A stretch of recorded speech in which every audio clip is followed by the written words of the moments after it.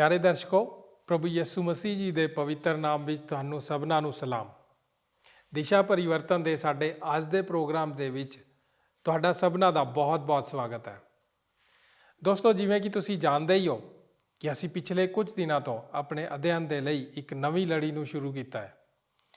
ਇਸ ਲੜੀ ਦਾ ਵਿਸ਼ਾ ਹੈ ਬਾਈਬਲ ਦੀ ਭਵਿਸ਼ਵਾਣੀ ਦੀ ਕੁੰਜੀ। ਅਸੀਂ ਦਾਨੀਏਲ ਨਬੀ ਦੀ ਪੁਸਤਕ ਦੇ ਨਾਲ ਜਾਣ ਪਛਾਣ ਕੀਤੀ। ਅਸੀਂ ਜਾਣਿਆ ਕਿ ਬਾਈਬਲ ਦੀਆਂ ਸਭ ਤੋਂ ਵੱਧ ਜਾਣੀਆਂ ਪਛਾਣੀਆਂ ਕਹਾਣੀਆਂ ਵਿੱਚੋਂ ਕੁਝ ਕਹਾਣੀਆਂ ਦਾਨੀਏਲ ਦੇ ਪੁਸਤਕ ਵਿੱਚ ਪਾਈ ਜਾਂਦੀਆਂ ਹਨ। ਦਾਨੀਏਲ ਦੀ ਪੁਸਤਕ ਪਰਾਈਆਂ ਕੌਮਾਂ ਦੇ ਸਮਿਆਂ ਦੇ ਬਾਰੇ ਪੁਸਤਕ ਹੈ। ਦਾਨੀਏਲ ਪਰਾਈਆਂ ਕੌਮਾਂ ਦੇ ਸਮੇਂ ਦਾ ਇੱਕ ਨਬੀ ਸੀ। ਉਹ ਇੱਕ ਦਰਸ਼ਨ ਦੇ ਰੂਪ ਵਿੱਚ ਆਪਣੇ ਜ਼ਮਾਨੇ ਦੀਆਂ ਪਰਾਈਆਂ ਕੌਮਾਂ ਦੀਆਂ ਪਾਤਸ਼ਾਹੀਆਂ ਦੇ ਖੜੇ ਹੋਣ ਅਤੇ ਢਹਿ ਜਾਣ ਦੀ ਤਸਵੀਰ ਨੂੰ ਲਿਖਦਾ ਹੈ। ਪਿਛਲੇ ਪ੍ਰੋਗਰਾਮ ਦੇ ਵਿੱਚ ਅਸੀਂ ਦਾਨੀਏਲ ਦੀ ਪੁਸਤਕ ਦੇ ਪਹਿਲੇ ਅਧਿਆਇ ਦੀ 1 ਆਇਤ ਤੋਂ ਲੈ ਕੇ 2 ਆਇਤਾਂ ਦੇ ਉੱਤੇ ਗੌਰ ਕੀਤਾ ਸੀ। ਉਸ ਦੇ ਵਿੱਚ ਅਸੀਂ ਜਾਣਿਆ ਸੀ ਕਿ ਯਹੂਦਾ ਦੇ ਵਿੱਚ ਇੱਕ ਵੱਡੀ ਗਿਰਾਵਟ ਆ ਰਹੀ ਸੀ। ਉਹਨਾਂ ਦੇ ਵਿੱਚ ਪਾਪ ਦਿਨ ਪ੍ਰਤੀ ਦਿਨ ਵੱਧਦਾ ਜਾ ਰਿਹਾ ਸੀ। ਪਰਮੇਸ਼ਵਰ ਨੇ ਉਸ ਨੂੰ ਸੁਧਰਨ ਦੇ ਅਤੇ ਤੌਬਾ ਕਰਨ ਦੇ ਕਈ ਮੌਕੇ ਪ੍ਰਦਾਨ ਕੀਤੇ, ਪਰ ਉਹਨਾਂ ਨੇ ਪਰਮੇਸ਼ਰ ਦੇ ਨਬੀਆਂ ਦੀ ਭਵਿੱਖਬਾਣੀਆਂ ਵੱਲ ਧਿਆਨ ਨਾ ਕੀਤਾ ਅਤੇ ਨਾ ਹੀ ਉਹਨਾਂ ਨੇ ਤੌਬਾ ਕੀਤੀ, ਸਗੋਂ ਉਹਨਾਂ ਨੇ ਹੋਰ ਪਾਪ ਕਰਨੇ ਸ਼ੁਰੂ ਕਰ ਦਿੱਤੇ।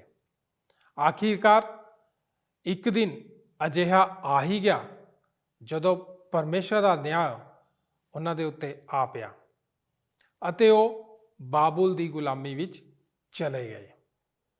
ਦਾਨੀਏਲ ਵੀ ਇਸ ਗੁਲਾਮੀ ਦਾ ਸ਼ਿਕਾਰ ਬਣਿਆ ਅਤੇ ਉਹਨੂੰ ਵੀ ਰਾਜਾ ਨਬੂਕਦਨੇਸਰ ਦੀ ਸੇਵਾ ਲਈ ਬਾਬੁਲ ਲੈ ਜਾਇਆ ਗਿਆ।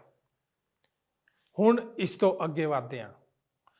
ਅੱਜ ਅਸੀਂ ਦਾਨੀਏਲ ਨਬੀ ਦੀ ਪੁਸਤਕ ਦੇ ਪਹਿਲੇ ਅਧਿਆਇ ਦੀ 3 ਤੋਂ ਲੈ ਕੇ 7 ਆਇਤਾਂ ਦੇ ਵਚਨਾਂ ਦੇ ਉੱਤੇ ਗੌਰ ਕਰਾਂਗੇ ਅਤੇ ਵੇਖਾਂਗੇ ਕਿ ਪਰਮੇਸ਼ਰ ਸਾਨੂੰ ਆਪਣੇ ਵਚਨ ਦੇ ਰਾਹੀਂ ਅੱਜ ਕੀ ਸਿਖਾਉਂਦਾ ਹੈ। ਇਸ ਦੇ ਲਈ ਸਾਡੇ ਨਾਲ ਇਸ ਪ੍ਰੋਗਰਾਮ ਦੇ ਵਿੱਚ ਅਖੀਰ ਤੱਕ ਬਣੇ ਰਹੋ। ਤਾਂ ਫਿਰ ਦੋਸਤੋ, ਆਪ ਅੱਜ ਦੇ ਪ੍ਰੋਗਰਾਮ ਦੇ ਵਿੱਚ ਦਾਖਲ ਹੋਣ ਤੋਂ ਪਹਿਲਾਂ ਆਪਣੇ ਮਨਾਂ ਨੂੰ ਪਰਮੇਸ਼ਰ ਦੇ ਵਚਨ ਦੇ ਲਈ ਤਿਆਰ ਕਰੋ। ਪਰਮੇਸ਼ਰ ਦਾ ਨਬੀ ਜ਼ਰਮੀਆ ਇੱਕ ਦਿਨ ਉਸ ਦੇ ਕੋਲ ਆਇਆ ਅਤੇ ਉਸ ਨੇ ਆਖਿਆ, ਯਹੋਯਾਕੀਮ, ਤੂੰ ਇਸ ਤਰ੍ਹਾਂ ਨਾ ਕਰ, ਤੇਰੇ ਉੱਤੇ ਸਜ਼ਾ ਆਣ ਪਈ ਹੈ।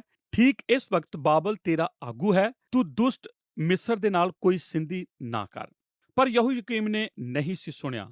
ਅਸਲ ਵਿੱਚ ਉਹ ਤਾਂ ਉਸ ਸੰਦੇਸ਼ ਦਾ ਪ੍ਰਚਾਰ ਉਸ ਅੱਗੇ ਕਰਨ ਦੇ ਕਰਕੇ ਉਹ ਜ਼ਰਮੀਆ ਨਬੀ ਦੇ ਉੱਤੇ ਕਿੰਨਾ ਭੜਕ ਉੱਠਿਆ ਸੀ। ਤਾਂ ਇੱਕ ਦਿਨ ਉਸ ਨੇ ਆਖਿਆ, ਜ਼ਰਮੀਆ, ਬਹੁਤ ਹੋ ਗਿਆ, ਹੁਣ ਮੈਂ ਹੋਰ ਜ਼ਿਆਦਾ ਤੇਰੇ ਪ੍ਰਚਾਰ ਨੂੰ ਨਹੀਂ ਸੁਣ ਸਕਦਾ। ਅਤੇ ਉਸ ਨੇ ਉਸ ਨੂੰ ਕੈਦਖਾਨੇ ਵਿੱਚ ਪਾ ਦਿੱਤਾ। ਉਸ ਨੇ ਉਸ ਨੂੰ ਹੈਕਲ ਨੂੰ ਆਉਣ ਨੂੰ ਨਹੀਂ ਸੀ ਦਿੱਤਾ ਅਤੇ ਉਹ ਉਸ ਨੂੰ ਕਿਸੇ ਵੀ ਪਰਮੇਸ਼ਰ ਦੇ ਲੋਕਾਂ ਦੇ ਨਾਲ ਗੱਲਬਾਤ ਨਹੀਂ ਸੀ ਕਰਨ ਦਿੰਦਾ ਅਤੇ ਉਸ ਨੇ ਉਸ ਨੂੰ ਇੱਕ ਕੋਠੜੀ ਵਿੱਚ ਬੰਦ ਕਰ ਦਿੱਤਾ। ਉਸ ਨੇ ਆਖਿਆ, ਇਹੋ ਹੀ ਹੈ ਸਭ ਕੁਝ। ਇਸ ਤਰ੍ਹਾਂ ਉਸ ਨੇ ਉਸ ਨੂੰ ਇੱਕ ਕੋਠੜੀ ਵਿੱਚ ਬੰਦ ਕਰ ਦਿੱਤਾ। ਹੁਣ ਉਹ ਆਖਦਾ ਹੈ ਕਿ ਮੈਂ ਅੱਗੇ ਨੂੰ ਸਜ਼ਾ ਦੇ ਨਾਲ ਸੰਬੰਧਿਤ ਪ੍ਰਚਾਰ ਨੂੰ ਬਿਲਕੁਲ ਨਹੀਂ ਸੁਣਾਂਗਾ। ਪਰ ਉਸ ਨੇ ਜ਼ਰਮੀਆ ਨੂੰ ਹਲਕਾ ਕਰਕੇ ਜਾਣਿਆ ਸੀ। ਸ਼ੁਰੂ ਵਿੱਚ ਉਸ ਦਾ ਇੱਕ ਨੇਕ ਨਾਮ ਸੀ ਅਤੇ ਜ਼ਰਮੀਆ ਨੇ ਇੱਕ ਦਿਨ ਰਾਜ ਦਰਬਾਰ ਦੇ ਮਹਿਲ ਦੇ ਵਿੱਚ ਦੀ ਅਦਾਲਤ ਦੇ ਵਿੱਚ ਅਖਬਾਰ ਭੇਜਿਆ ਅਤੇ ਉਸ ਦੇ ਸਕੱਤਰ ਨੂੰ ਆਖਿਆ, ਜਿਸ ਦਾ ਨਾਮ ਬਰੂਕ ਸੀ, ਅਤੇ ਉਸ ਨੇ ਆਖਿਆ, ਬਰੂਕ, ਇੱਥੇ ਮੇਰੇ ਕੋਲ ਆ, ਮੈਂ ਤੈਨੂੰ ਕੁਝ ਗੱਲ ਆ ਕੇ ਲਿਖਵਾਉਣੀ ਚਾਹੁੰਦਾ ਹਾਂ। ਇਸ ਤਰ੍ਹਾਂ ਬਰੂਕ ਉਸ ਦੀ ਕੈਦ ਕੋਠੜੀ ਵਿੱਚ ਬੈਠ ਗਿਆ ਅਤੇ ਜ਼ਰਮੀਆ ਨੇ ਉੱਥੇ ਭਵਿੱਖਬਾਣੀ ਨੂੰ ਉਸ ਦੇ ਲਈ ਦੱਸਿਆ, ਜਿਸ ਦਾ ਪ੍ਰਚਾਰ ਉਸ ਨੇ ਯਹੋਯਾਕੀਮ ਦੇ ਸਾਹਮਣੇ ਅਤੇ ਹੈਕਲ ਵਿੱਚ ਕੀਤਾ ਸੀ। ਉਸ ਨੇ ਇਹ ਸਭ ਬਲੇਟ ਕੇ ਇੱਕ ਪੱਤਰੀ ਉੱਤੇ ਲਿਖਿਆ ਅਤੇ ਉਸ ਨੇ ਆਖਿਆ, ਬਰੂਕ, ਇਸ ਨੂੰ ਆਪਣੇ ਹੱਥ ਵਿੱਚ ਲੈ ਅਤੇ ਵੇਖ, ਇਹ ਰਾਜਾ ਤੱਕ ਪਹੁੰਚਣੀ ਚਾਹੀਦੀ ਹੈ। ਅਤੇ ਉਸ ਨੇ ਇਸੇ ਤਰ੍ਹਾਂ ਕੀਤਾ। ਉਸ ਨੂੰ ਇਸ ਨੂੰ ਲਿਆ ਅਤੇ ਇਸ ਨੂੰ ਉਸ ਗ੍ਰੰਥੀ ਦੇ ਹੱਥ ਵਿੱਚ ਦੇ ਦਿੱਤਾ। ਉਸ ਗ੍ਰੰਥੀ ਨੇ ਸੋਚਿਆ ਕਿ ਉਹ ਅੰਦਰ ਜਾਵੇਗਾ ਅਤੇ ਇਸ ਨੂੰ ਯਹੋਯਾਕੀਮ ਦੇ ਸਾਹਮਣੇ ਇਸ ਭਵਿੱਖਬਾਣੀ ਨੂੰ ਪੜ੍ਹੇਗਾ। ਉਸ ਦੇ ਬਾਰੇ ਇਸ ਭਵਿੱਖਬਾਣੀ ਨੂੰ ਜੋ ਕੁਝ ਉਸ ਦੇ ਨਾਲ ਵਰਪੇਗਾ, ਜੇਕਰ ਉਸ ਨੇ ਮਿਸਰ ਦੇ ਨਾਲ ਕੋਈ ਸੰਧੀ ਕੀਤੀ।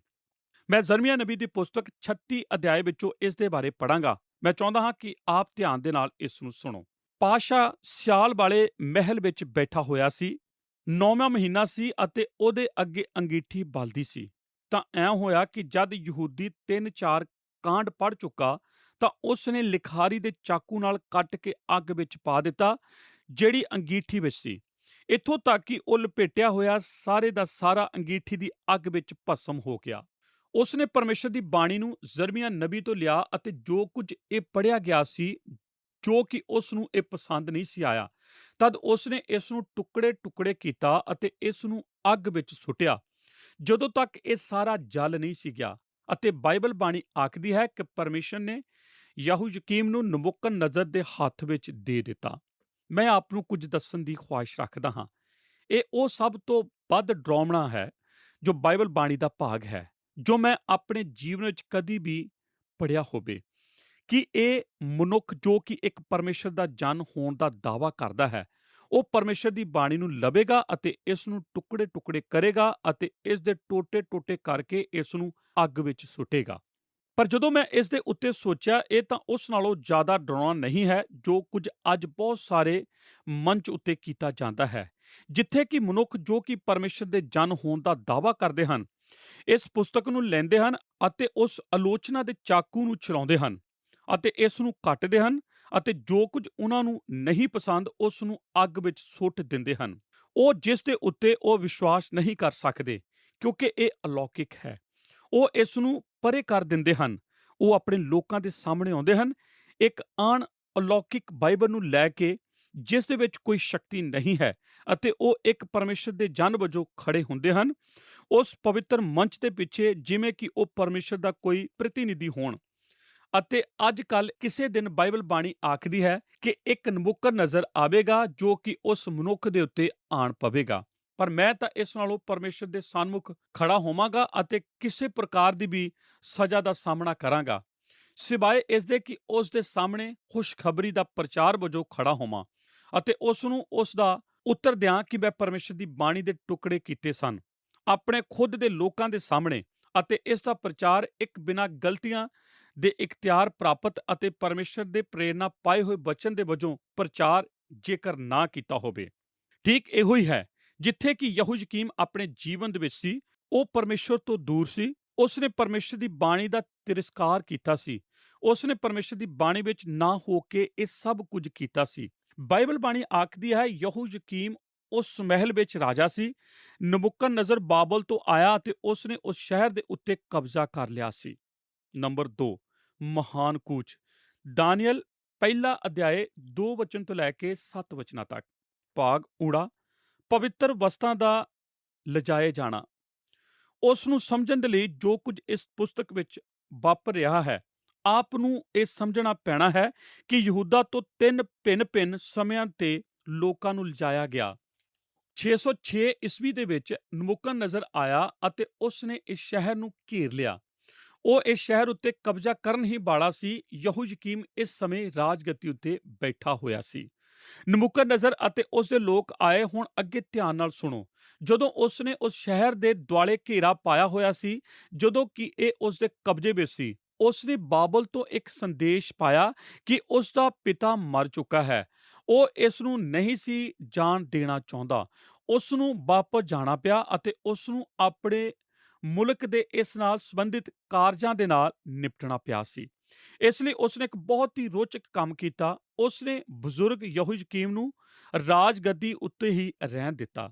ਉਸ ਨੇ ਉਸ ਨੂੰ ਇੱਕ ਫਜ਼ੂਲ ਮਨੁੱਖ ਦੇ ਵਜੋਂ ਜਾਣਿਆ ਸੀ, ਜੋ ਕਿ ਕਦੇ ਵੀ ਉਸ ਦੇ ਲਈ ਸਮੱਸਿਆ ਖੜੀ ਨਹੀਂ ਸੀ ਕਰ ਸਕਦਾ।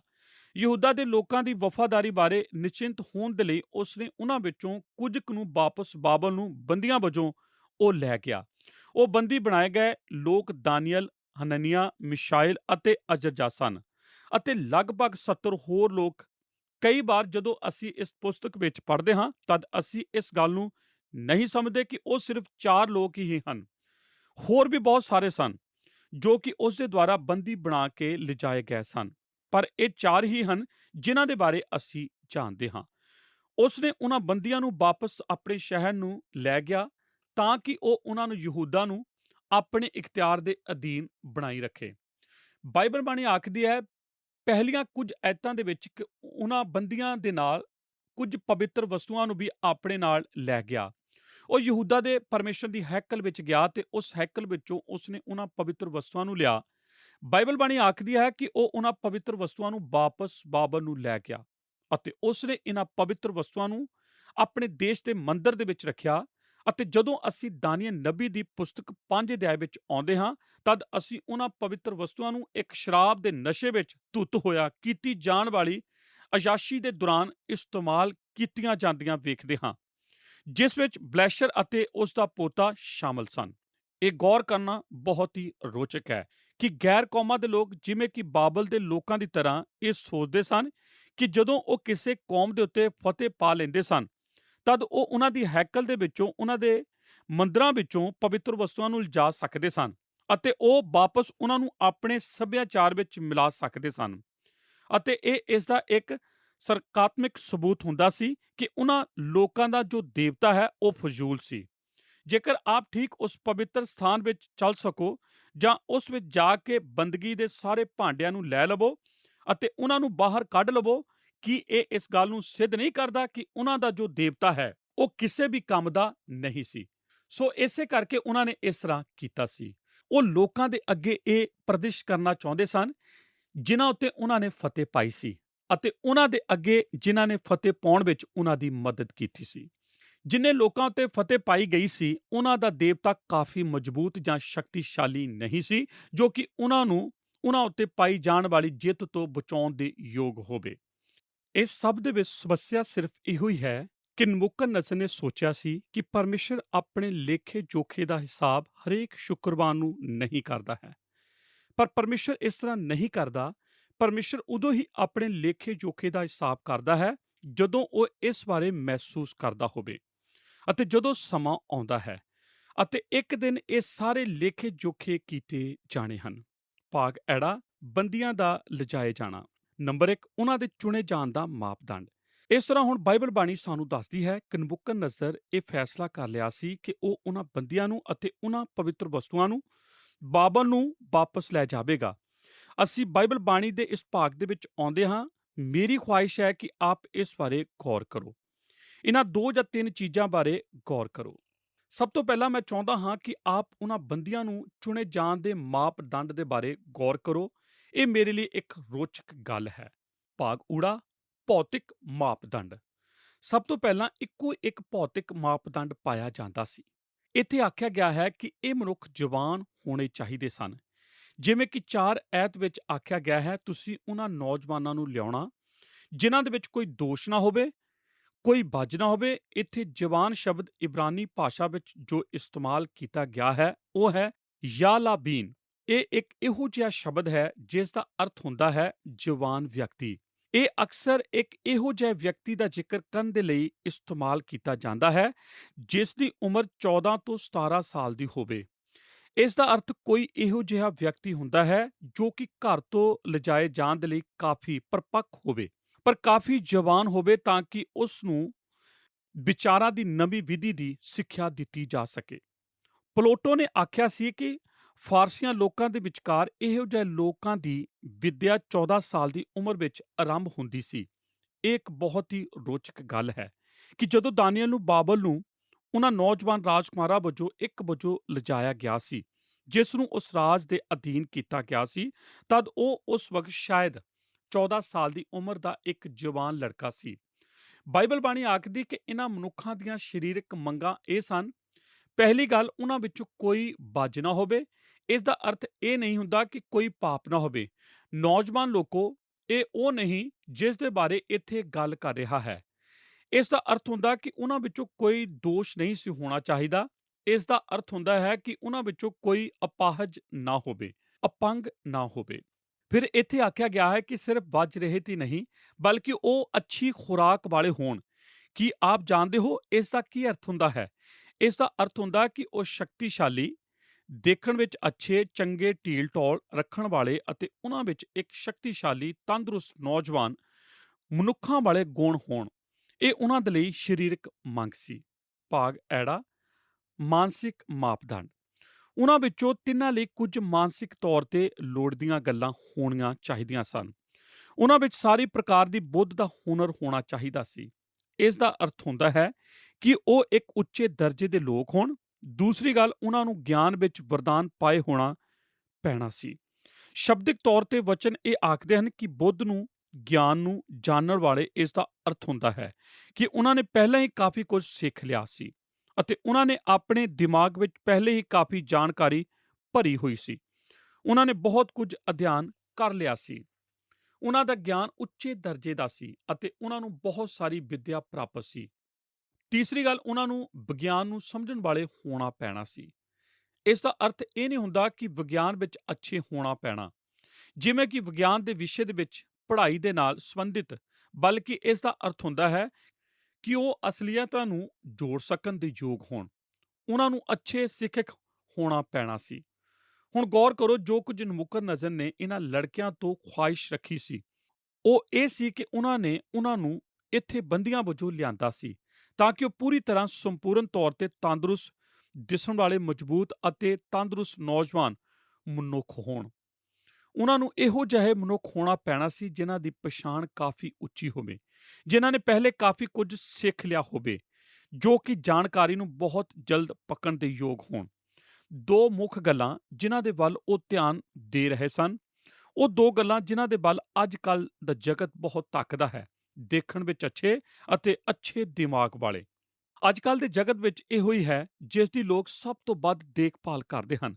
ਜੇਕਰ ਆਪ ਇੱਕ ਅੱਛੇ ਦਿਖਾਈ ਦੇਣ ਵਾਲੇ ਅਤੇ ਬੁੱਧਵਾਨ ਮਨੁੱਖ ਹੋ, ਤਦ ਆਪ ਨੇ ਸਮਝੋ ਇਸ ਨੂੰ ਪਾ ਲਿਆ ਹੈ। ਇਹੋ ਹੀ ਹੈ ਜਿੱਥੇ ਆਪ ਨਰਮ ਅਤੇ ਘੁੰਗਰਾਲੇ ਬਾਲ ਸਕੂਲ ਦੇ ਵਿੱਚ ਪਾਉਂਦੇ ਹੋ। ਜੇਕਰ ਆਪ ਦੇਖਣ ਵਿੱਚ ਅੱਛੇ ਜਾਂ ਫਿਰ ਕਾਫੀ ਚਤੁਰ ਮਨੁੱਖ ਹੋ, ਇਹ ਤਾਂ ਬਹੁਤ ਭੈੜਾ ਹੈ ਕਿ ਜਗਤ ਦੇ ਲੋਕ ਇਸ ਸੱਚਾਈ ਨਾਲ ਨਹੀਂ ਜੋੜੇ ਗਏ ਹਨ ਕਿ ਪਰਮੇਸ਼ਰ ਉਹਨਾਂ ਦੀ ਯੋਗਤਾ ਦੇ ਨਾਲ-ਨਾਲ ਇੱਕ ਹੋਰ ਯੋਗਤਾ ਸਾਡੇ ਵਿੱਚ ਤੱਕਦਾ ਹੈ। ਭਾਗ ਈੜੀ, ਸਮਾਜਿਕ ਮਾਪਦੰਡ। ਉਹਨਾਂ ਦੇ ਲਈ ਸਿਰਫ ਇੱਕ ਸਰੀਰਕ ਯੋਗਤਾ ਅਤੇ ਇੱਕ ਮਾਨਸਿਕ ਯੋਗਤਾ ਹੀ ਨਹੀਂ ਹੋਣੀ ਚਾਹੀਦੀ, ਪਰ ਇਸ ਦੇ ਨਾਲ-ਨਾਲ ਉਹਨਾਂ ਦੇ ਲਈ ਇੱਕ ਸਮਾਜਿਕ ਯੋਗਤਾ ਵੀ ਜੁੜੀ ਹੋਈ ਸੀ। ਗੌਰ ਕਰੋ ਕਿ ਵਚਨ ਵਿੱਚੋਂ ਇੱਥੇ ਕੀ ਆਖਿਆ ਗਿਆ ਹੈ। ਉਹਨਾਂ ਨੂੰ ਇਹੋ ਜਿਹੇ ਮਨੁੱਖ ਹੋਣਾ ਪੈਣਾ ਸੀ ਜੋ ਕਿ ਰਾਜੇ ਦੇ ਮਹਿਲ ਵਿੱਚ ਖੜੇ ਹੋਣ ਦੇ ਯੋਗ ਹੋਣ। ਇਸ ਦਾ ਭਾਵ ਹੁੰਦਾ ਹੈ ਕਿ ਉਹ ਸੰਭਲਣ ਦੇ ਯੋਗ ਹੋਣ। ਉਹਨਾਂ ਨੂੰ ਉਹ ਹੋਣਾ ਪੈਣਾ ਸੀ ਜਿਨ੍ਹਾਂ ਦੇ ਵਿੱਚ ਸਮਾਜਿਕ ਨਰਮਾਈ ਹੋਵੇ ਅਤੇ ਉਹ ਠੀਕ ਜਗ੍ਹਾ ਦੇ ਉੱਤੇ ਖੜੇ ਹੋਣ ਦੇ ਯੋਗ ਹੋਣ ਅਤੇ ਠੀਕ ਕੰਮ ਕਰਨ ਦੇ ਯੋਗ ਹੋਣ। ਇਸ ਲਿਹਾਜ਼ੇ ਦੇ ਨਾਲ ਮੈਂ ਤਾਂ ਕਦੀ ਵੀ ਇਸ ਦੇ ਯੋਗ ਨਹੀਂ ਸੀ ਹੋਣਾ। ਮੈਂ ਤਾਂ ਹਮੇਸ਼ਾ ਹੀ ਚਾਂਦੀ ਦੇ ਬਰਤਨਾਂ ਦੇ ਗਲਤ ਪਾਸਿਓਂ ਹੀ ਆਰੰਭ ਕਰਦਾ ਹਾਂ। ਮੈਨੂੰ ਯਾਦ ਹੈ, ਇੱਕ ਵਾਰ ਸਾਡੀ ਕਲੀਸਿਆ ਵਿੱਚ ਇੱਕ ਮਨੁੱਖ ਸਾਨੂੰ ਦਾਨ ਇਕੱਠਾ ਕਰਨਾ ਸਿਖਾਉਣ ਦੇ ਲਈ ਆਇਆ ਅਤੇ ਅਸੀਂ ਇੱਕ ਵੱਡੇ ਦਾਨ ਇਕੱਠਾ ਕਰਨ ਦੇ ਪ੍ਰੋਗਰਾਮ ਨੂੰ ਕਰਨ ਜਾ ਰਹੇ ਸੀ। ਉਹ ਖੜਾ ਹੋਇਆ ਅਤੇ ਉਸਨੇ ਮੇਰੇ ਬਾਰੇ ਇੱਕ ਕਹਾਣੀ ਦੱਸੀ। ਉਸਨੇ ਆਖਿਆ ਕਿ ਉਹ ਇੱਕ ਭੋਜਨ ਦੇ ਲਈ ਕਿਸੇ ਦੇ ਦੁਆਰਾ ਬੁਲਾਇਆ ਗਿਆ ਸੀ। ਉੱਥੇ ਗਿਆ ਜਿੱਥੇ ਕਿ ਇਹ ਸਾਰੇ ਚਾਂਦੀ ਦੇ ਬਰਤਨ ਪਾਏ ਜਾਂਦੇ ਸਨ ਅਤੇ ਹੋਰ ਵੀ ਸਭ ਕੁਝ। ਉਸਨੇ ਆਖਿਆ, ਮੈਂ ਨਹੀਂ ਜਾਣਦਾ ਕੀ ਕੀਤਾ ਜਾਵੇ। ਮੈਂ ਤਾਂ ਅਣਜਾਣ ਸੀ, ਪਰ ਕਿਸੇ ਨੇ ਮੈਨੂੰ ਦੱਸਿਆ ਕਿ ਪਾਸਵਾਨ ਜਰਮੀਆ ਸਮਾਜਿਕ ਤੌਰ ਤੇ ਇੱਕ ਕਿਰਪਾਲੂ ਮਨੁੱਖ ਸੀ ਜੋ ਕਾਫੀ ਕੁਝ ਸਮਝ ਸਕਦਾ ਸੀ। ਇਸ ਲਈ ਬਸ ਡਾਕਟਰ ਡੇਵਿਡ ਜਰਮੀਆ ਨੂੰ ਵੇਖੋ ਅਤੇ ਜੋ ਕੁਝ ਉਹ ਕਰਦਾ ਤੁਸੀਂ ਉਹੀ ਕਰੋ। ਉਸਨੇ ਆਖਿਆ, ਮੈਂ ਸਾਰੀ ਰਾਤ ਉਸ ਨੂੰ ਤੱਕਦਾ ਰਿਹਾ ਅਤੇ ਮੈਂ ਸੱਚਮੁੱਚ ਕਾਇਰ ਕੀਤਾ ਗਿਆ ਸੀ। ਮੈਂ ਇਹ ਚਾਂਦੀ ਦੇ ਬਰਤਨ ਵਾਪਸ ਲਿਆਉਣ ਦੀ ਖੁਆਇਸ਼ ਰੱਖਦਾ ਹਾਂ। ਉਸਨੇ ਇਸ ਨੂੰ ਆਪਣੀ ਜੇਬ ਵਿੱਚੋਂ ਕੱਢਿਆ ਅਤੇ ਇਸ ਨੂੰ ਉੱਪਰ ਚੁੱਕਿਆ। ਸਮਾਜਿਕ ਕਿਰਪਾਲਤਾ। ਜੋ ਕੁਝ ਨਬੂਕਦਨੇਜ਼ਰ ਨੇ ਚਾਹਿਆ ਸੀ ਉਹੀ ਸੀ ਕੀਤਾ। ਜਿਹਾ ਮਨੁੱਖਾਂ ਨੂੰ ਜੋ ਦੇਖਣ ਵਿੱਚ ਅੱਛਾ ਹੋਵੇ, ਜੋ ਕਿ ਚਤਰ ਹੋਵੇ ਅਤੇ ਜੋ ਇਹ ਜਾਣਦਾ ਹੋਵੇ ਕਿ ਉਸ ਦੇ ਦਰਬਾਰ ਵਿੱਚ ਸਰਵਜਨਕ ਨਜ਼ਰਾਂ ਵਿੱਚ ਆਪਣੇ ਆਪ ਨੂੰ ਕਿਵੇਂ ਸੰਭਾਲਣਾ ਹੈ। 5 ਐਤ ਦੇ ਵਚਨ ਆਖਦੇ ਹਨ ਕਿ ਉਸ ਦਾ ਉਦੇਸ਼ ਇਹ ਸੀ ਕਿ ਇੱਕ ਦਿਨ ਉਹ ਜ਼ਰੂਰ ਰਾਜੇ ਦੇ ਸਾਹਮਣੇ ਖੜਾ ਹੋਵੇ ਅਤੇ ਰਾਜੇ ਦੇ ਮਹਿਲ ਦੇ ਵਿੱਚ ਸੇਵਾ ਕਰੇ। ਹੁਣ ਉਹਨਾਂ ਦੀ ਚੋਣ ਦੇ ਲਈ ਇਹੋ ਹੀ ਮਾਪਦੰਡ ਸੀ ਅਤੇ ਇਸੇ ਤਰ੍ਹਾਂ ਹੀ ਦਾਨੀਏਲ ਨੂੰ ਚੁਣਿਆ ਗਿਆ ਸੀ।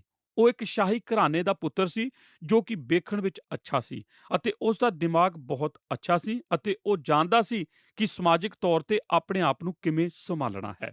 ਨੰਬਰ 2, ਉਹਨਾਂ ਦੀ ਸਕੂਲੀ ਸਿੱਖਿਆ ਦੇ ਲਈ ਪਾਠਕ੍ਰਮ, ਭਾਸ਼ਾ ਜਾਂ ਬੋਲੀ। ਮੈਂ ਚਾਹੁੰਦਾ ਹਾਂ ਕਿ ਆਪ ਗੌਰ ਕਰੋ ਦੂਸਰੀ ਗੱਲ ਦੇ ਬਾਰੇ ਜੋ ਕਿ ਉਹਨਾਂ ਦੀ ਸਕੂਲੀ ਸਿੱਖਿਆ ਦੇ ਲਈ ਮਾਪਦੰਡ ਸੀ। ਉਹਨਾਂ ਦੀ ਸਕੂਲੀ ਸਿੱਖਿਆ ਦੇ ਲਈ ਪਾਠਕ੍ਰਮ।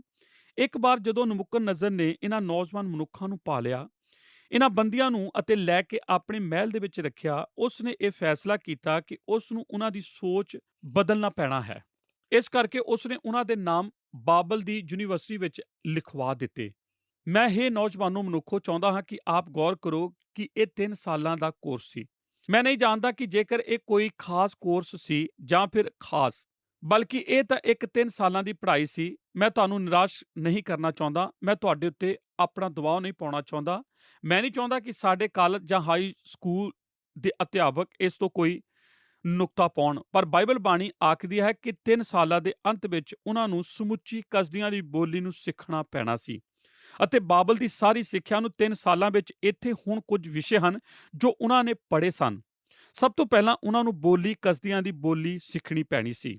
ਮੈਂ ਨਹੀਂ ਜਾਣਦਾ ਜੇਕਰ ਆਪ ਨੇ ਕਦੇ ਵੀ ਕਸਦੀਆਂ ਦੀ ਬੋਲੀ ਨੂੰ ਤੱਕਿਆ ਹੈ, ਪਰ ਮੇਰੇ ਦੋਸਤੋ ਇਹ ਕੋਈ ਆਸਾਨ ਬੋਲੀ ਨਹੀਂ ਹੈ। ਮੈਂ ਕਸਦੀਆਂ ਦੀ ਬੋਲੀ ਨੂੰ ਨਹੀਂ ਸਿੱਖਣਾ ਚਾਹੁੰਦਾ। ਨੰਬਰ 2, ਸਿੱਖਿਆ। ਦੂਸਰੀਆਂ ਗੱਲਾਂ ਦੇ ਨਾਲ-ਨਾਲ ਉਹਨਾਂ ਨੂੰ ਖਗੋਲ ਵਿੱਦਿਆ ਅਤੇ ਜੋਤਸ਼ੀ ਵਿੱਦਿਆ ਸਿੱਖਣੀ ਪਈ ਹੋਵੇਗੀ ਅਤੇ ਇਸ ਦੇ ਨਾਲ-ਨਾਲ ਉਸਾਰੀ ਨਾਲ ਸੰਬੰਧਿਤ ਪੜ੍ਹਾਈ ਨਹੀਂ। ਨਬੂਕਦਨੇਜ਼ਰ ਨੇ ਭਵਨ ਨਿਰਮਾਣ ਵਿੱਚ ਇੱਕ ਮੁਹਾਰਤ ਪ੍ਰਾਪਤ ਮਨੁੱਖ ਸੀ। ਜੇਕਰ ਆਪ ਨੂੰ ਯਾਦ ਹੈ ਕਿ ਬਾਬਲ ਵਿੱਚ ਵੱਡੇ-ਵੱਡੇ ਗਾਰਡਨ, ਭਾਵ ਲਟਕਦੇ ਹੋਏ ਬਗੀਚੇ ਪਾਏ ਜਾਂਦੇ ਸਨ। ਆਪ ਇਸ ਉੱਤੇ ਵਿਸ਼ਵਾਸ ਕਰੋ ਜਾਂ ਨਾ, ਉਸ ਜ਼ਮਾਨੇ ਵਿੱਚ ਉਹ ਲਟਕਦੇ ਹੋਏ ਬਗੀਚੇ ਸਨ। ਬਵਿਸਥਾ ਇਹ ਪਾਈ ਜਾਂਦੀ ਸੀ। ਉਹਨਾਂ ਨੇ ਠੀਕ ਉਸ ਵੇਲੇ ਉਹਨਾਂ ਪਹਿਲੇ ਇਸ ਨੂੰ ਕਰਨਾ ਸਿੱਖ ਲਿਆ ਸੀ। ਬਾਬਲ ਦਾ ਦੇਸ਼ ਉਸ ਜ਼ਮਾਨੇ ਵਿੱਚ ਜਗਤ ਦਾ ਸਿੱਖਿਆ ਦਾ ਕੇਂਦਰ ਸੀ। ਸਭ ਪ੍ਰਕਾਰ ਦੀ ਮਨੁੱਖਵਾਦੀ ਸਿੱਖਿਆ ਉਸ ਜ਼ਮਾਨੇ ਵਿੱਚ ਜੋ ਸੀ ਉਹਨਾਂ ਇਬਰਾਨੀ ਬੱਚਿਆਂ ਦਾ ਪਾਠਕ੍ਰਮ ਰਿਹਾ ਹੋਵੇਗਾ। ਜਦੋਂ ਉਹਨਾਂ ਦੇ ਨਾਮ ਬਾਬਲ ਦੇ ਵਿਸ਼ਵ ਵਿਦਿਆਲਿਆ ਵਿੱਚ ਲਿਖੇ ਗਏ ਸਨ। ਨਬੂਕਦਨੇਜ਼ਰ ਇੱਕ ਮਹਾਨ ਅਤੇ ਬੁੱਧੀਮਾਨ ਮਨੁੱਖ ਆਪਣੇ ਜ਼ਮਾਨੇ ਵਿੱਚ ਸੀ। ਮੈਂ ਇੱਕ ਬਹੁਤ ਹੀ ਰੋਚਕ ਸੱਚਾਈ ਨੂੰ ਪਾਇਆ ਜੋ ਕਿ ਮੈਂ ਮੁਫਤ ਵਿੱਚ ਤੁਹਾਡੇ ਤੱਕ ਪਹੁੰਚਾ ਦੇਵਾਂ। ਕਸਦੀ ਲੋਕ ਜਗਤ ਵਿੱਚ ਸਭ ਤੋਂ ਬੁੱਧੀਮਾਨ ਹੋਣ ਦੀ ਖਾਕ ਰੱਖਦੇ ਸਨ। ਪਿਆਰੇ ਦਰਸ਼ਕੋ, ਤੁਸੀਂ ਸਾਡੇ ਨਾਲ ਇਸ ਪ੍ਰੋਗਰਾਮ ਦੇ ਵਿੱਚ ਅਖੀਰ ਤੱਕ ਬਣੇ ਰਹੇ, ਇਸ ਦੇ ਲਈ ਤੁਹਾਡਾ ਬਹੁਤ-ਬਹੁਤ ਧੰਨਵਾਦ। ਪ੍ਰੋਗਰਾਮ ਦੇ ਵਿੱਚ ਦਿਲਚਸਪੀ ਲੈਣ ਦੇ ਲਈ ਅਸੀਂ ਤੁਹਾਡੀ ਪ੍ਰਸ਼ੰਸਾ ਕਰਦੇ ਹਾਂ। ਦੋਸਤੋ, ਅਸੀਂ ਯਹੂਦਾ ਦੀ ਗਿਰਾਵਟ ਦੇ ਕਾਰਨਾਂ ਨੂੰ ਜਾਣ ਰਹੇ ਸੀ। ਇਸ ਦੇ ਲਈ ਅਸੀਂ ਦਾਨੀਏਲ ਨਬੀ ਦੀ ਪੁਸਤਕ ਦੇ ਪਹਿਲੇ ਅਧਿਆਇ ਦੀ 3 ਤੋਂ ਲੈ ਕੇ 7 ਆਇਤਾਂ ਤੱਕ ਦਾ ਅਧਿਐਨ ਕਰ ਰਹੇ ਸੀ। ਇਹਨਾਂ ਵਚਨਾਂ ਦੇ ਰਾਹੀਂ ਅਸੀਂ ਜਾਣਿਆ ਕਿ ਯਹੂਦਾ ਦੇ ਉੱਤੇ ਪਰਮੇਸ਼ਵਰ ਦੇ ਨਬੀਆਂ ਨੇ ਬਹੁਤ ਸਖਤ ਭਵਿੱਖਬਾਣੀਆਂ ਕੀਤੀਆਂ ਸੀ, ਪਰ ਯਹੂਦਾ ਨੇ ਉਹਨਾਂ ਦੀ ਭਵਿੱਖਬਾਣੀਆਂ ਦੇ ਉੱਤੇ ਬਿਲਕੁਲ ਵੀ ਧਿਆਨ ਨਹੀਂ ਦਿੱਤਾ। ਅੱਜ ਦੇ ਪ੍ਰੋਗਰਾਮ ਦੇ ਵਿੱਚ ਅਸੀਂ ਯਹੋਯਾਕੀਮ ਰਾਜਾ ਦੇ ਬਾਰੇ ਜਾਣਿਆ, ਜਿਹੜਾ ਕਿ ਆਪਣੇ ਸ਼ੁਰੂਆਤੀ ਦਿਨਾਂ ਦੇ ਵਿੱਚ ਇੱਕ ਨੇਕਨਾਮ ਰਾਜਾ ਸੀ, ਪਰ ਬਾਅਦ ਵਿੱਚ ਉਹ ਭ੍ਰਿਸ਼ਟ ਹੋ ਗਿਆ ਅਤੇ ਮਿਸਰ ਦੇ ਨਾਲ ਸੰਧੀ ਕਰਨ ਲੱਗਾ ਅਤੇ ਉਸ ਦੇ ਰੀਤੀ ਰਿਵਾਜਾਂ ਨੂੰ ਮੰਨਣ ਲੱਗਾ। ਪਰਮੇਸ਼ਰ ਨੇ ਆਪਣੇ ਨਬੀ ਯਰਮਿਆ ਨੂੰ ਉਸ ਦੇ ਕੋਲ ਭੇਜਿਆ, ਪਰ ਉਸਨੇ ਉਹਦੀ ਭਵਿੱਖਬਾਣੀ ਦੇ ਉੱਤੇ ਗੌਰ ਕਰਨ ਦੀ ਥਾਂ ਉਸ ਨੂੰ ਕੈਦ ਕਰਕੇ ਕਾਲ ਕੋਠੜੀ ਦੇ ਵਿੱਚ ਸੁੱਟ ਦਿੱਤਾ। ਇਸ ਦਾ ਪਰਿਣਾਮ ਇਹ ਹੋਇਆ ਕਿ ਪਰਮੇਸ਼ਵਰ ਨੇ ਯਹੋਯਾਕੀਮ ਨੂੰ ਨਬੂਕਦਨੇਸਰ ਦੇ ਹੱਥ ਵਿੱਚ ਕਰ ਦਿੱਤਾ। ਇਸ ਤੋਂ ਬਾਅਦ ਅਸੀਂ ਮਹਾਨ ਕੂਚ ਦੇ ਬਾਰੇ ਜਾਣਿਆ। ਇਸ ਦੇ ਲਈ ਅਸੀਂ ਬਾਈਬਲ ਬਾਣੀ ਦੇ ਵਿੱਚੋਂ ਦਾਨੀਏਲ ਨਬੀ ਦੀ ਪੁਸਤਕ ਦੇ ਪਹਿਲੇ ਅਧਿਆਇ ਦੀ 3 ਆਇਤ ਤੋਂ ਲੈ ਕੇ 7 ਆਇਤ ਤੱਕ ਦੇ ਵਚਨਾਂ ਦੇ ਉੱਤੇ ਗੌਰ ਕੀਤਾ। ਅਸੀਂ ਜਾਣਿਆ ਕਿ ਬਾਬੁਲ ਦੀ ਗੁਲਾਮੀ ਦੇ ਵਿੱਚ ਯਹੂਦਾ ਦੇ 3 ਭਿੰਨ-ਭਿੰਨ ਤਰ੍ਹਾਂ ਦੇ ਲੋਕਾਂ ਨੂੰ ਲਿਜਾਇਆ ਗਿਆ। ਅਸੀਂ ਜਾਣਿਆ ਕਿ ਰਾਜਾ ਨਬੂਕਦਨੇਸਰ ਦਾਨੀਏਲ ਦੇ ਨਾਲ ਬਹੁਤ ਸਾਰੇ ਨੌਜਵਾਨਾਂ ਅਤੇ ਬੁੱਧੀਮਾਨ ਲੋਕਾਂ ਨੂੰ ਬਾਬੁਲ ਵਿੱਚ ਲੈ ਕੇ ਗਿਆ। ਉਹ ਬਾਬੁਲ ਦੇ ਘਰ ਦੇ ਪਵਿੱਤਰ ਬਰਤਨਾਂ ਨੂੰ ਵੀ ਆਪਣੇ ਨਾਲ ਲੈ ਗਿਆ। ਅਸੀਂ ਬੰਦੀਆਂ ਦੇ ਲੈ ਜਾਏ ਜਾਣ ਬਾਰੇ ਜਾਣਿਆ ਅਤੇ ਉਹਨਾਂ ਦੇ ਚੁਣੇ ਜਾਣ ਦੇ ਮਾਪਦੰਡ ਨੂੰ ਦੇਖਿਆ। ਅਸੀਂ ਵੇਖਿਆ ਕਿ ਯਹੂਦਾ ਦੇ ਬੰਦੀਆਂ ਨੂੰ ਬਾਬੁਲ ਦੇ ਰਾਜੇ ਦੀ ਸੇਵਾ ਦੇ ਲਈ ਚੁਣੇ ਜਾਣ ਵੇਲੇ ਭੌਤਿਕ ਮਾਪਦੰਡ ਦੀ ਕਸੌਟੀ ਤੇ ਪਰਖਿਆ ਗਿਆ। ਅਸੀਂ ਵੇਖਿਆ ਕਿ ਉਹ ਨੌਜਵਾਨ ਹੋਣ ਅਤੇ ਉਹਨਾਂ ਦੇ ਵਿੱਚ ਕੋਈ ਖੋਟ ਨਾ ਹੋਵੇ ਅਤੇ ਉਹਨਾਂ ਦੀ ਉਮਰ 14 ਸਾਲ ਤੋਂ ਘੱਟ ਨਾ ਹੋਵੇ। ਉਹਨਾਂ ਦਾ ਸਰੀਰਿਕ ਡੀਲ ਡੋਲ ਚੰਗਾ ਹੋਣਾ ਚਾਹੀਦਾ ਹੈ। ਅਸੀਂ ਵੇਖਿਆ ਕਿ ਇਹਨਾਂ ਬੰਦੀਆਂ ਨੂੰ ਮਾਨਸਿਕ ਮਾਪਦੰਡ ਦੇ ਉੱਤੇ ਵੀ ਜਾਂਚਿਆ ਗਿਆ। ਅੱਜ ਦਾ ਸੰਸਾਰ ਵੀ ਕਿਸੇ ਨੂੰ ਚੁਣਨ ਵੇਲੇ ਇਹੋ 2 ਗੱਲਾਂ ਕਰਦਾ ਹੈ। ਉਹ ਬਾਹਰੀ ਤੌਰ ਤੇ ਵੇਖਣ ਵਿੱਚ ਚੰਗੇ ਦਿਖਾਈ ਦੇਣੇ ਚਾਹੀਦੇ ਹਨ ਅਤੇ ਉਹਨਾਂ ਦਾ ਦਿਮਾਗ ਚੰਗਾ ਹੋਣਾ ਚਾਹੀਦਾ ਹੈ। ਦਾਨੀਅਲ ਅਤੇ ਉਸਦੇ ਸਾਥੀਆਂ ਨੂੰ ਸਮਾਜਿਕ ਮਾਪਦੰਡ ਦੇ ਉੱਤੇ ਵੀ ਪਰਖਿਆ ਗਿਆ। ਇਸ ਦਾ ਉਦੇਸ਼ ਦਾਨੀਅਲ ਅਤੇ ਉਸਦੇ ਸਾਥੀ ਬੰਦੀਆਂ ਨੂੰ ਬਾਬੁਲ ਦੇ ਰਾਜੇ ਦੇ ਮਹਿਲ ਦੇ ਲਈ ਤਿਆਰ ਕਰਨਾ ਸੀ। ਇਸ ਤੋਂ ਬਾਅਦ ਤੁਸੀਂ ਉਹਨਾਂ ਦੀ ਸਕੂਲੀ ਸਿੱਖਿਆ ਦੀ ਭਾਸ਼ਾ ਅਤੇ ਪਾਠਕ੍ਰਮ ਦੇ ਬਾਰੇ ਗੌਰ ਕੀਤਾ। ਇਹ ਉਹਨਾਂ ਦੇ 3 ਸਾਲਾਂ ਦੀ ਪੜ੍ਹਾਈ ਸੀ। ਇਸ ਦੇ ਵਿੱਚ ਉਹਨਾਂ ਨੂੰ ਕਸਦੀ ਭਾਸ਼ਾ ਸਿੱਖਣੀ ਪਈ। ਇਸ ਦੇ ਪਿੱਛੇ ਉਹਨਾਂ ਦਾ ਉਦੇਸ਼ ਉਹਨਾਂ ਦੀ ਸੋਚ ਨੂੰ ਬਦਲਣ ਦਾ ਸੀ। ਦੋਸਤੋ, ਹੁਣ ਸਾਨੂੰ ਇਜਾਜ਼ਤ ਦਿਓ, ਅਸੀਂ ਆਪਣੇ ਪ੍ਰੋਗਰਾਮ ਨੂੰ ਇੱਥੇ ਹੀ ਸਮਾਪਤ ਕਰਦੇ ਹਾਂ। ਇਸ ਪ੍ਰੋਗਰਾਮ ਦੇ ਬਾਕੀ ਹਿੱਸੇ ਨੂੰ ਅਸੀਂ ਅਗਲੇ ਪ੍ਰੋਗਰਾਮ ਦੇ ਵਿੱਚ ਜਾਰੀ ਰੱਖਾਂਗੇ। ਆਓ ਪ੍ਰਾਰਥਨਾ ਕਰੀਏ। ਸਾਡੇ ਅਨੁਗ੍ਰਹਕਾਰੀ ਦਿਆਲੂ ਪਰਮੇਸ਼ਰ ਪ੍ਰਭੂ ਯਿਸੂ ਮਸੀਹ ਜੀ ਦੇ ਨਾਂ 'ਚ ਅਸੀਂ ਤੁਹਾਡਾ ਧੰਨਵਾਦ ਕਰਦੇ ਹਾਂ ਪ੍ਰਭੂ, ਅੱਜ ਦੇ ਇਸ ਅੱਛੇ ਸਮੇਂ ਵਾਸਤੇ ਕਿ ਪਿਤਾ ਪਰਮੇਸ਼ਰ ਤੁਸੀਂ ਸਾਨੂੰ ਇੱਕ ਮਹਾਨ ਨਬੀ ਦੇ ਬਾਰੇ ਸਿਖਾਇਆ, ਉਸ ਦੀ ਚਾਲ ਚੱਲਣ, ਉਸ ਦੇ ਚਰਿੱਤਰ ਦੇ ਬਾਰੇ ਅਸੀਂ ਪ੍ਰਭੂ ਜੀ ਤੁਹਾਡੇ ਤੋਂ ਸਿੱਖ ਸਕੇ।